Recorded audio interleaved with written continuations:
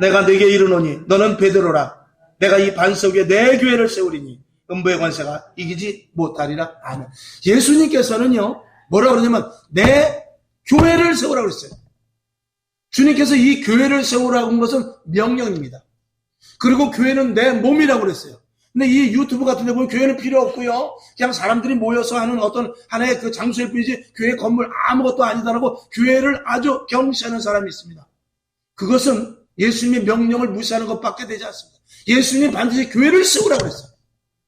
교회를 세워 모여서 하나님께 영광 올리고, 모여서 전도하고, 모여서 기도하고, 모여서 성경 공부하고, 모여서 훈련받으라고 했어요. 그렇기 때문에 교회라는 건물이 반드시 필요하다고 말했습니다. 회당에서 했어요. 가정집에서 했어요. 그리고 건물을 얻어서 했고 교회를 세웠습니다. 안디옥에도 세우고 고린도에도 세우고 갈라디아에도 세우고 교회를 반드시 건물 교회를 세웠습니다. 근데 교회 무용론하는 사람들은 이단입니다. 극단적으로. 예수님께서 교회를 세우라고 그랬는데 왜 교회를 부정시하고 교회에 대해서 아무것도 아니다라고 치부하고, 교회 없으면 우리가 어디서 예배드립니까? 그 말 잘하는 목사님들의 설교만 들으라는 것입니까? 그것이 아닙니다. 반드시 교회에 모여서 사도행전 2장 42절에서부터 47절까지 보면 그들은 언제든지 집에서든지 교회에서든지 모이기를 힘썼어요. 모여야 되는 장소가 반드시 필요한 것입니다. 주일날 말씀을 들을 때 헌신해야죠. 봉사해야 되지 않습니까? 교회는 그런 공동체예요. 나를 드리고 내가 이 자리에 와 앉아 있어야 됩니다. 안내위원도 해야 되고요. 성가대도 해야 되고, 카메라도 영상도 찍어야 되고, 또 특송도 해야 되고, 안내위원도 해야 되고, 이런 것들이 온라인에서는 완전히 다 죽어버리게 되죠. 특정 인물 몇 명만 하고 나머지는 다 멍청하게 TV 상자 앞에서 바보가 만들어지는 것이 온라인 예배입니다. 그래서 다시 말씀을 드리지만 온라인 예배가 필요한 것이 있어요. 병원이라든지 정말 아직도 예수를 모르는 사람들이 그 온라인 예배를 보고 교회 가야 되겠구나. 어떡하면 나 지금 병 중에 있는데 빨리 치료되어서 예배 드리러 가야지. 이런 마음을 먹게 하기 위해서 온라인 예배를 드리는 것이지. 그래서 코로나 이전에도 온라인 예배는 있었어요. 그 예배를 보고 그 예배 영상을 보고 교회로 나오게 하기 위함이지. 이게 이제 온라인 예배 드리니까 집에서 드리려도 되겠구나 하는, 이것은 철저하게 이건 마귀의 장난인 것입니다.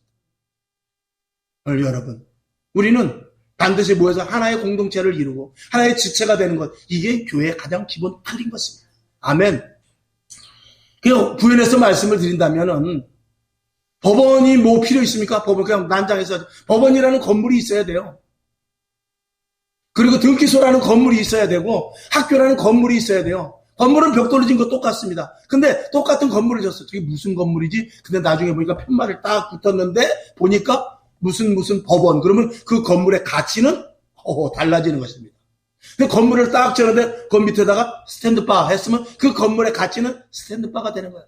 건물은 별 볼일 없어요. 그러나 그럼에도 불구하고 건물의 가치는 생기는 것입니다. 무엇 때문에? 그 이름 때문에. 여러분, 무슨 성광 순복음교회 이름이라는 그 가치가 건물에 딱 붙게 되면 그 건물은 이미 가치가 무엇이 되느냐? 예수 그리스도의 몸된 가치로 격상되는 것입니다.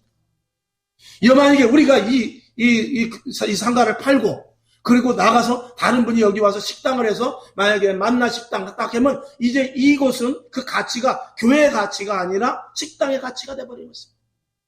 그렇기 때문에 그 현판 하나 다는 게 얼마나 큰 가치와 그게 정말 권세 있는 일인지 모르는 것입니다.